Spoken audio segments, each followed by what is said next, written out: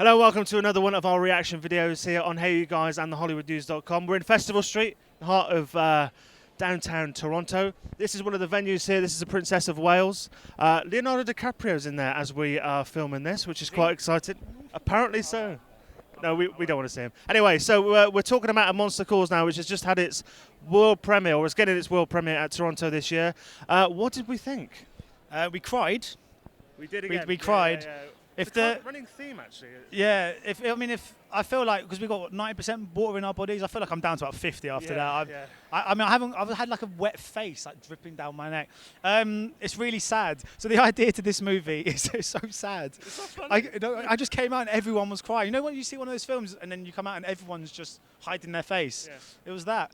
So the idea is this: a young boy and his mother is not very well, and as a kind of coping mechanism, he befriends a monster from his garden, which is voiced by Liam Neeson, who is kind of helping him through the grieving process step by step as he tries to come to terms with how to kind of make sense of what he's going through. And it's a really interesting film, I felt, because it kind of evokes emotion from both sides, because you've got his story, which is dealing with a parent dying, but you've also got her story, which is dealing with leaving a child behind and her not being there to care for him. And either way, I mean, it's going to hit you, isn't it?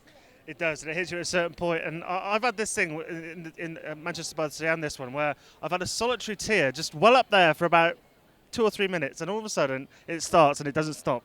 Yeah. And it culminates right at the very end, obviously. And it's just a gloriously well-told film. The effects are spot on.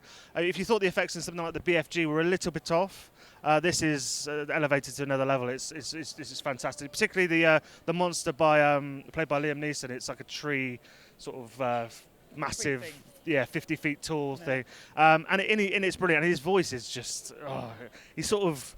It's like a deeper, it's dominating voice. Yeah, and also you got Sigourney Weaver, who plays the main kid's grandmother. Also very good. I think she's trying to do a British accent in it. That was the only thing that really didn't sort of hit it with me. Yeah, no, it's hard to tell. It's similar to Liam Neeson's American accent. Yeah. You just don't really know sometimes. No, but she's good. Yeah, it was good. But no, I felt that. You can often say when you're kind of dealing with like the theme of cancer, particularly the theme of grief, and when you're dealing with a child as a protagonist, it's quite easy to evoke emotion, isn't it? It's quite easy to kind of get that out of you. But I felt that this was done in a really intelligent way, and it was all metaphorical. I felt nothing was very. It was all quite subtle in its depiction. Yeah. But I actually felt that the design of the monster was great, because it was quite menacing. It had these kind of glowing red eyes and a kind of gruff voice, but there was a kind of warmth. Yeah. To the character the whole way through, which I felt was obviously a very difficult thing to get right, and I thought they most certainly did. And I do think that this film, it's very hard to tell sometimes when you're at a festival and you've just been to see the very first screening of it ever, and you haven't really gauged opinion of it. But it feels like a film that could do very, very well, and I would not be surprised to see it have quite a strong award season either. Particularly for the young actor in it, Lewis McDougall, who is in every scene again, and he's just. He's phenomenal. I mean, again, shivers up the spine as I'm just talking about him now. It's in every scene, there's different emotions that he conveys, and there's various different things you can identify with, like bullying and loss. Of the grieving process, and he manages to get every single one so right. I felt phenomenal, and without that, the film wouldn't work in any way. And the direction by J.A. Biono, who's obviously going to do the Jurassic World film, the new sequel.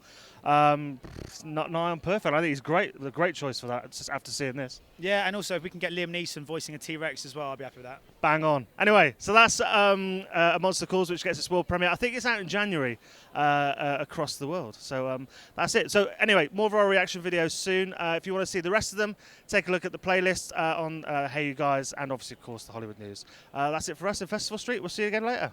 Ladies and gentlemen, you're watching Hey You Guys! Hey You Guys, huh? Hey You Guys. Is that from the Goonies? It is indeed, yes. Nice. Hey